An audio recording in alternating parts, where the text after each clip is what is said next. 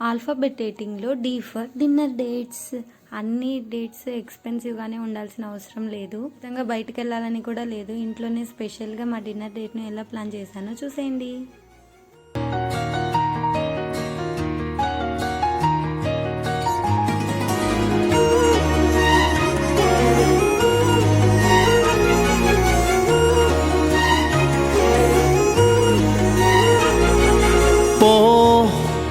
పోవే ఏకాంతం నా రాణి నా సొంతం చేరుకుంది కల నిండు మాసంలా చిగురు తొడిగానిలా కొత్త చిరునవ్వులా లలలలలలలా ఓ